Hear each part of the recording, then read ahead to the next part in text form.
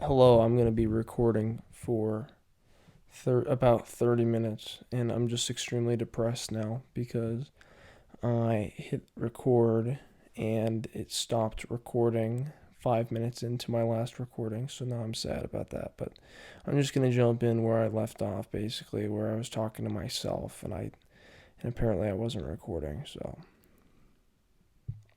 I was talking about the Barbie movie. The Barbie movie was fine.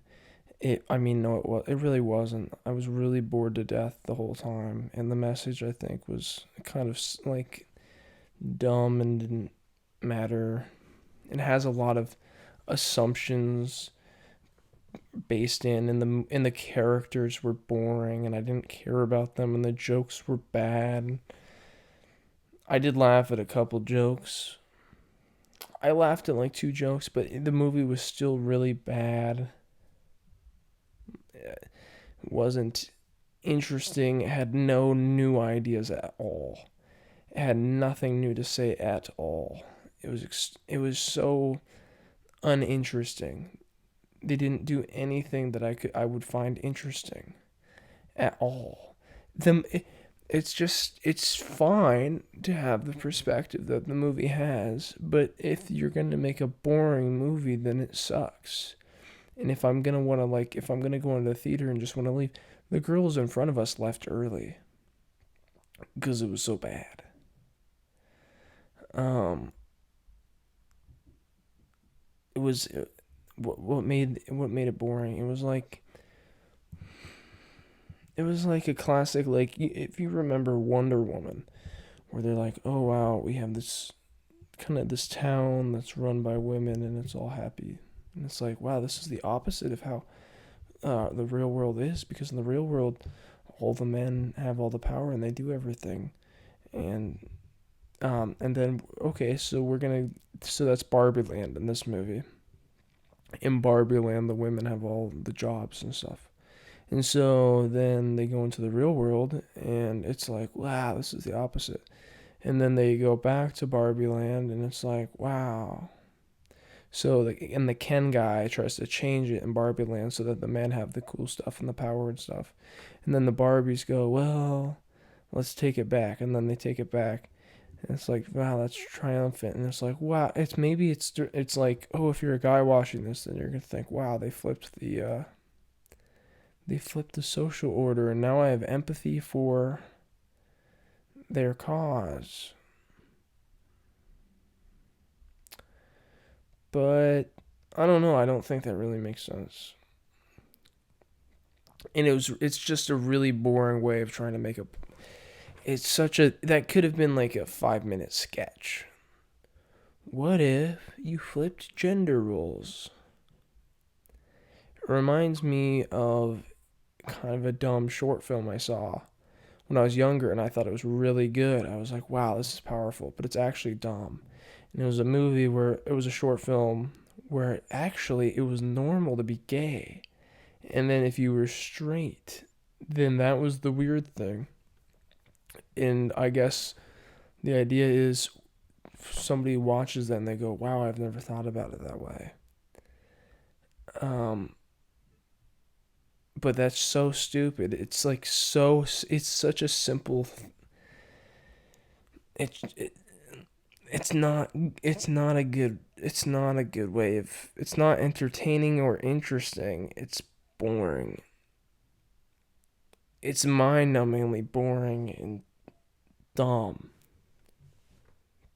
And the Barbie movie was like that. It was like boring, dumb, no stakes. I didn't have fun with it. um I maybe I it's got to be that I'm not the target audience, because it really was just so horrible. And I don't understand. I've seen people online who might have decent opinions. Usually they thought that they're like defending it. It doesn't make sense to me. It doesn't make sense to me. Um,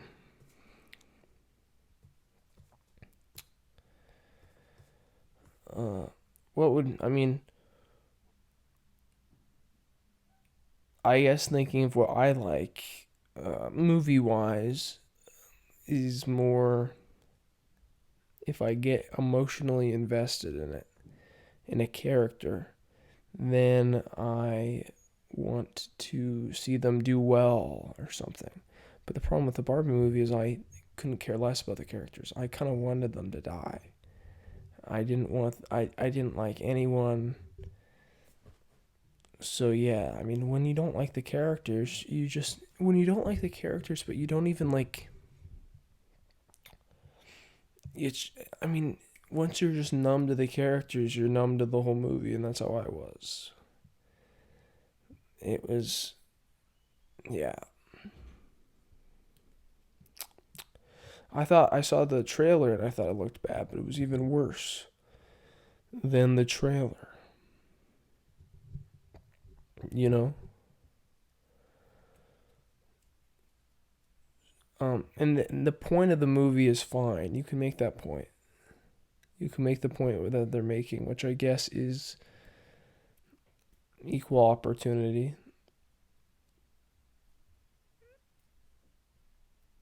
That's fine. I don't think there's a right way for things to be in the world. So you can make any point you want. And I don't think you can logically break down any point anyone makes. Unless somebody makes a claim like a certain thing does a certain thing, then you can go, no, it doesn't. And then there can be actual thoughts on that. But if you're going for this is good in itself, then you can say whatever you want because nothing is good for itself or bad for itself. So, as far as equal opportunity goes, if you were to say equal opportunity is more productive or less productive, then we could look into that. That would be interesting. I could see how it could be both ways, but that's besides the point.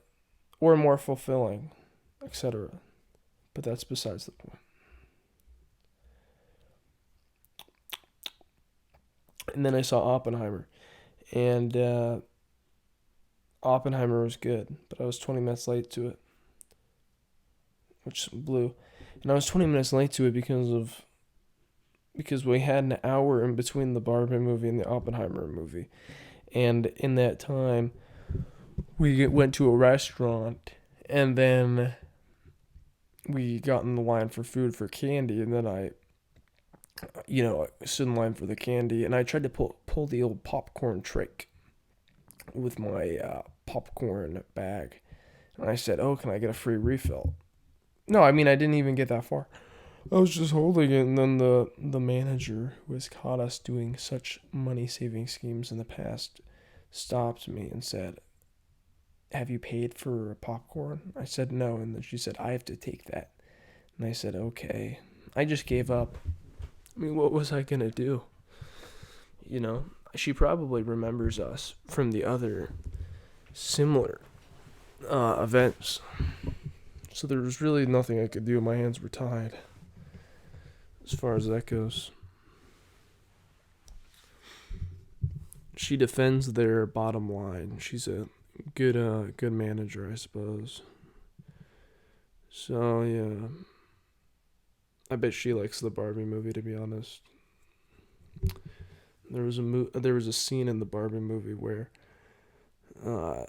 this woman, and she's the same woman from Superstore. She does this weird rant, kind of thing about how hard it is to be a woman because of all the contradictory social expectations. But I don't know. I think everyone has social expectations. Everybody has social expectations, and it's not.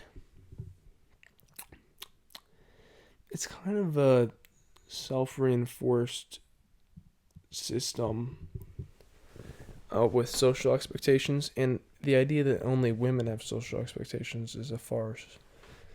So I really do. Yeah, that scene was kind of silly. Anytime somebody's ranting, they seem kind of silly. Somebody rants for themselves. They don't really. When somebody is ranting, they're releasing emotion, which is fine. But in this particular instance, it was kind of irritating because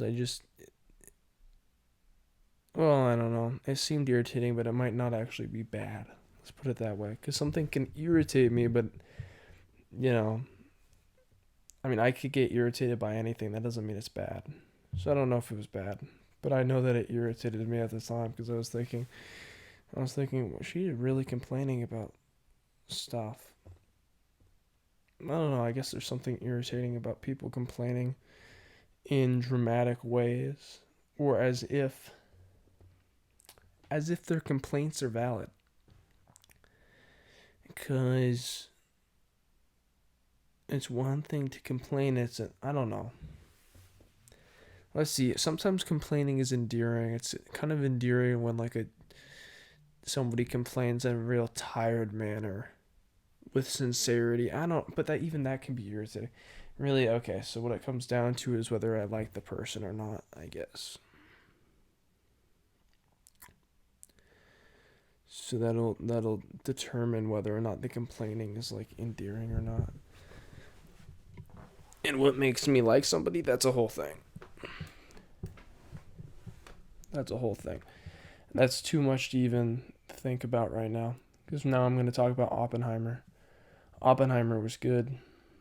It had one really cool scene with a test explosion that was so cool.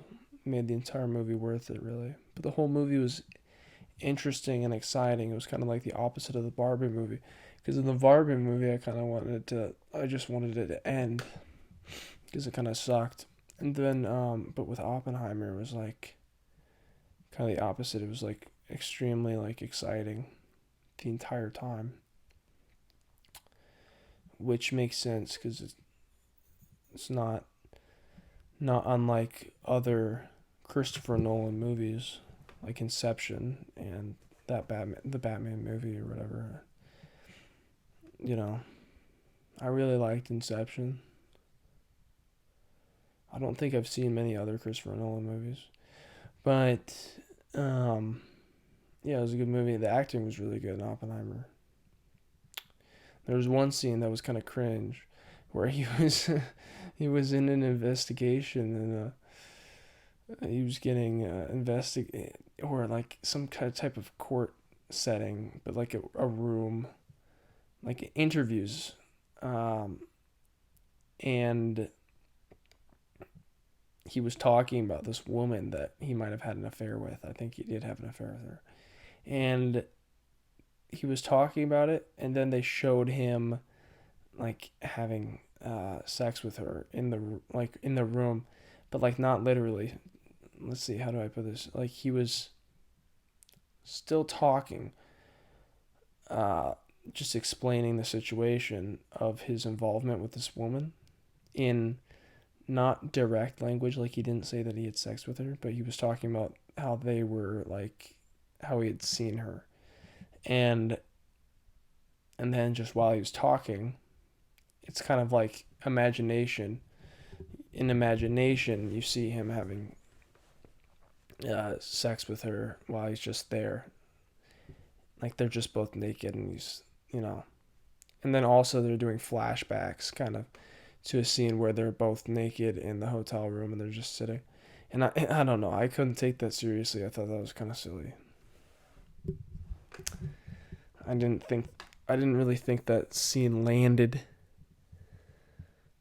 You know, but other than that, great movie. So I guess now I don't know what I'm gonna talk about. Now anything is up. Anything is up for a possible topic.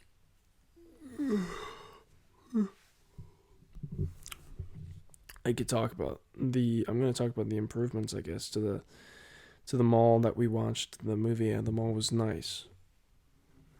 They've had improvements. They got a new Apple store. They got a Nike store. They're adding all sorts of stores. I don't know if anyone's noticed, but there seems to be a lot of little Asian stores popping up everywhere. At least where I live. A lot of little Asian restaurant chains and stuff. Asian bakeries, Asian tea shops. which is fine because of uh, the food and drink they offer. They offer good foods and good drinks, so it's good. But uh, it's um it's a little bit it's a little bit threatening. I don't know. Maybe that's a silly thing to say and maybe a bit racist to say that it's threatening. Um, just to like, I mean, you can't slice it any other way than just to say it's like, you can't really say it in a non-racist. It's just a kind of a racist thought to think, oh, I don't want Asian stuff because I want like what American stuff. And what do you mean by American? What do I mean when I say that? Like white American? You know, that might sound a little silly because it probably is. Um, well, I don't even know if it's silly. It's like, it's almost natural. I don't know. Babies are racist. You get the idea. It's like everyone's got their own bias, and their own fears. And I guess I'm kind of afraid of China. But I'm less afraid of China now that I understand China more. Um, in the sense that I know that China has a lot of problems, and I know that America has way less problems. Uh, America just geographically is in such a good spot, and we have like a good population and a good culture. America is kind of stacked with qualities that make it such that even if things topple, it gets rebuilt and it gets rebuilt well. It's not the kind of thing that can fail, really. It's just, we're in a good situation, and the situation is such that it will always be good. But maybe I shouldn't say always be good because I was just mentally reminded of the end of Oppenheimer, in which you're like, it's pretty much like, oh yeah. So they thought when they were testing nuclear bombs, this is Oppenheimer. They thought that when you were testing nuclear bombs, like that it was potential that the nuclear bomb could cause kind of a chain reaction and then like explode the atmosphere, which would just kill everything on Earth, which would obviously suck. And so there was like a 1% chance or something, or point 0.1, I don't know. And it was like, well, shit. But they went with the test anyway. That's crazy that they would do that. That they're okay with just risking all the life on Earth. But, I guess that's fine. Not really. Anyway, um, but at the end of the movie, he's like, Oppenheimer's talking to Albert Einstein. Albert Einstein's a big part of the movie. And he's like, we talked, maybe there's a chain reaction that could end the world. And Einstein's like, yeah. Then Oppenheimer's like, I think it started, as in like, I think the world might end because of the nuclear bomb. And for a while, I didn't think that because I was like, well, you would just nuke some parts and some parts of the world would end, but you wouldn't be able to kill more than half the population. But now I'm thinking if they just start doing a bunch of nukes, the nuclear fallout would kill everybody because it would fuck up all the agriculture. So it is kind of fucked up. And we can't really use nukes. Yeah, I mean, war is bad, and war is stupid. War doesn't even make sense. But with the internet and stuff, I feel like we're more globally connected these days than ever. The only bad thing is, I mean, not the only bad thing, but a bad thing that is happening is kind of so like China's not connected to the rest of the world via internet, which is, I think, bad for, dare I say, globalization. I know it's popular on like Fox News and stuff to say globalization is bad. I remember once I was talking to my grandma about how it's good, or how I care about the entire world doing well. And she said, "Are you a globalist?" She looked frightened. And I said, "I guess." She was like, it's like, why wouldn't you care about the whole world? It's all connected, and it's going to impact you. You have to sometimes, maybe all the times, connect.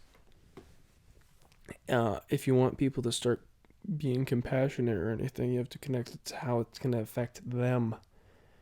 And it usually does. Because if other people do good, then you do good.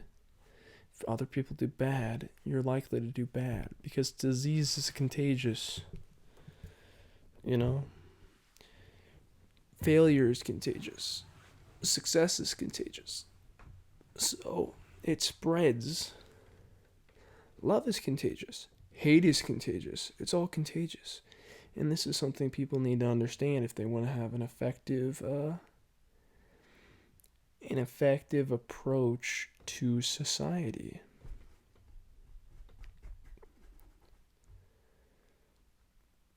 There you go. I'm speaking as if I know things almost. Saying what an effective approach to society would be.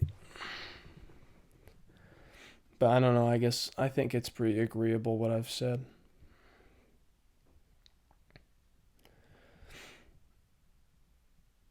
So I was talking about the app. I was talking about how the mall, totally flipping subjects here, changing subjects. Earlier, I was talking about how the mall that I watched the movie at added stuff, and the Apple Store, they moved their location. They already had one at the mall, but then they moved it and they made it bigger. And I gotta say, the Apple Store is it's a good store. They have a good product. I kind of thought when I was in the Apple Store that Apple is kind of like a cult. I don't know, just because the way it's like the employees get paid very little, but they seem to be very into the products. I don't know, maybe that's just an act. That probably is. It was just a thought that I had. But I mean, when you're making minimum wage, I don't know what gets people to do what they do for minimum wage. There's a lot of jobs that offer minimum wage plus tips. So if you can get one with tips, then that's a lot better. But maybe just young people get tips, like with fast food places with the little pads that now have a tip option for fast food workers and such. And so now they're making a lot of, those employees are making like 40% more because of tips. So if you work at like Burgerville or something, then you're making like $30. I knew somebody who was working at Burgerville. They told me they were making like $20 an hour and then $10 an hour off tips. So it's like $30 an hour. That's absurd. That's a lot of money. So it's like, why would you work in an Apple store where you're not getting tips? And the answer is, I don't know. But the people at the Apple store seem like more like adults. Like, it seems like they're making more than minimum wage, but they're not. So I don't know what the deal is with that. But it's a good store and they have a good product. And they have a good product. And I don't think most people buy their phones at the Apple store. The Apple store is really like a show display place, because you're going to buy your phone through a service provider, right? I would imagine so, because they're the ones that hook it up with service. Actually, I'm not sure. I would have to look into that, into where people buy their phones, or how many like sales they make at the Apple store. Because it could be that most people buy their stuff at the Apple store when it comes to phones. I don't buy my phone. My parents buy my phone for me. Or that's how it's been so far. Like once every 4 years you get a new phone. Or whatever. Yeah, about 3 or 4 years. And I have not cracked any of my phones that I've had, which is nice. I'm very happy about that. While I'm on the subject of technology, I like my iHome. I have an iHome, which is just a little alarm clock speaker type thing. And it has a spot for my phone I can put it on, and it's upright. But what happened was, the part where I would put my phone, we quickly broke that when we got the new iHome. We quickly accidentally broke off of the part where we would plug in our phone. But there's like a USB port. And so now I plug my phone in with a cord, and that's actually helpful because the cord extends to my bed, where the iHome wouldn't have. So there's pros and cons with breaking your stuff. And I'm looking at my iHome right now. It says $249, but I don't know if it's actually. No, it is $249. Yeah, it's the time is correct because the time adjusts to my phone when it's plugged in, which is nice. And I can play music on my iHome. That's good.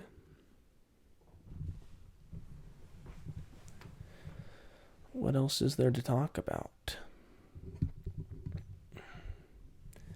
I'm using a Blue Yeti microphone right now, and I have it plugged into my phone. I had to buy a product at the Apple Store to do that. Like, the product costs $30. It's just a thing where you put your phone.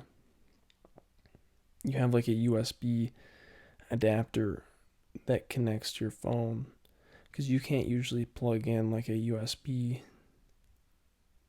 into your phone. But I can with this product, so I am able to hook up my microphone to my phone. And I'm not sure if the microphone is that much higher quality than the iPhone speaker, to be honest. But it's definitely more fun to use, and I think it is actually a lot better than the phone microphone. It definitely picks up sound better, like from a greater distance or whatever. And it's more fun to use.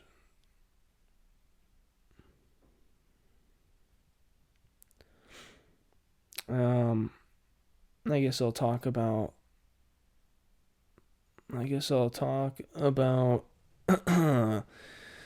sports, because I might go to a sports game today.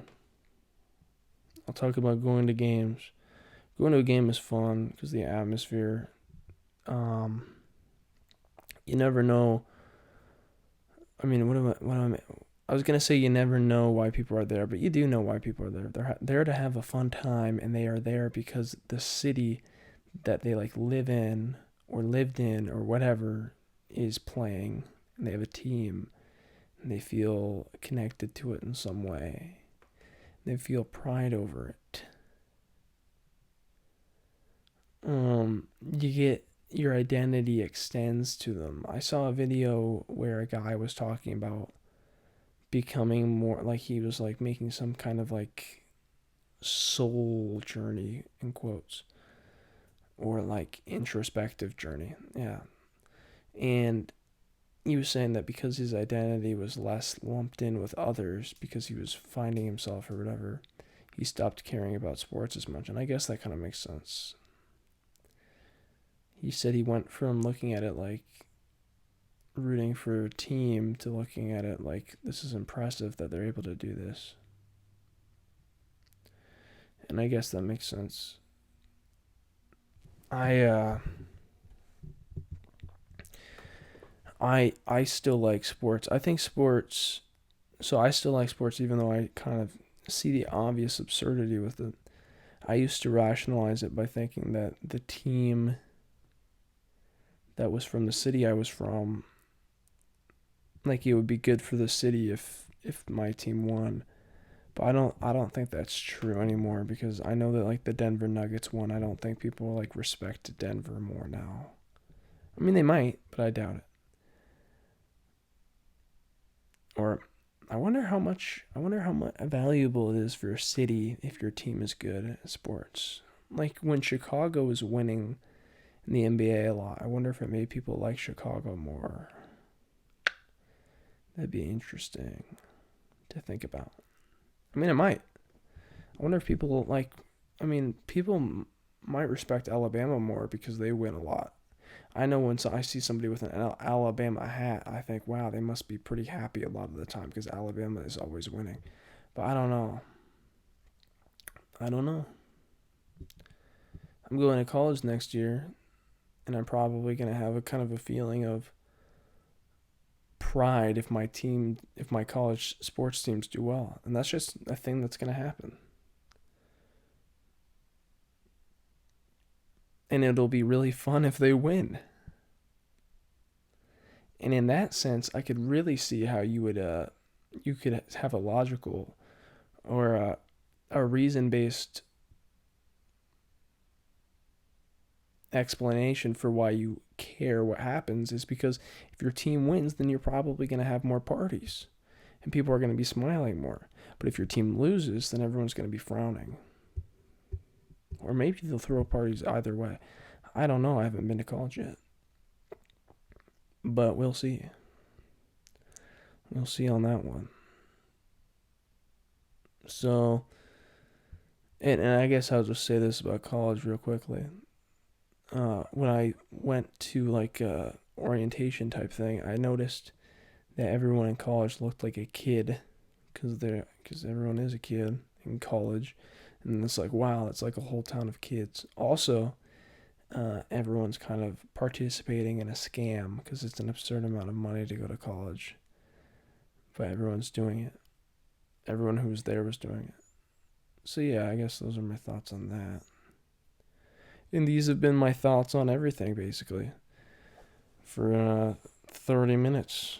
I wonder if I'm going to be able to talk about things for 30 minutes every day for like, I don't know. If I could do 30 minutes every day for 100 days, that would be crazy. I don't know if I have enough stuff to talk about, but there is always stuff going on. There are always thoughts going on in my head, so it probably won't be that hard.